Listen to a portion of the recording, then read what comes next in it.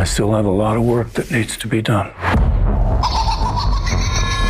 You have worked on all of the Saw films in some capacity, and there have been so many wild games throughout the franchise. Which one do you think is the most twisted? The really most iconic one, of course, is the bear trap, the reverse bear trap that's on Amanda's head in Saw 1.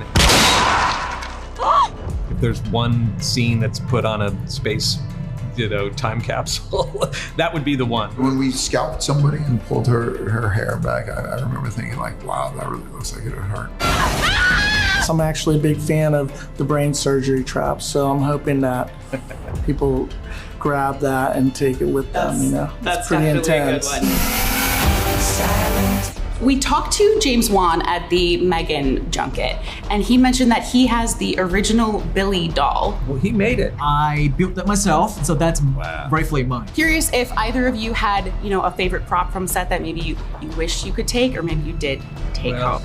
You did take one. There's a prosthetic head from this film, and I was gonna take it home. He comes up to me because I just need you to know I got the head. And then I go, well, I'm sorry, but I think we have to get that back. Because he just mentioned it. And then he goes, damn it, I never get to have any of these I never things. get the prop. And then he gets on the phone and he goes, you gotta get the head back. I have the original head trap. Lee Warnell wore it in the short. Then we used it in Saw 1 in the beginning, but Shawnee's about 100 pounds, and this trap was like, so we eventually built her an aluminum one. So I have the original one they used in the short in the beginning of Saw 2. Saw 1. We have a warehouse that has all the Saw stuff.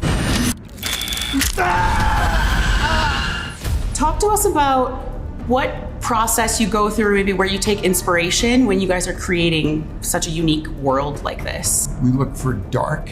We look for as dirty as possible. Yeah, part of it is the Giallo films of the 60s and 70s. So we looked at those really rich colors. We also wanted to make sure that we went back to Saw 1 and Saw 2 because, again, we're respecting the fans. The David Fincher Girl with the Dragon Tattoo, there's a kind of sickly yellow in some of the scenes. That kind of color scheme is a little bit older than the sort of colors you see in very contemporary horror movies, and we're like, that's more gross and creepy than the kind of cyan, slightly magical look that modern horror films do at night.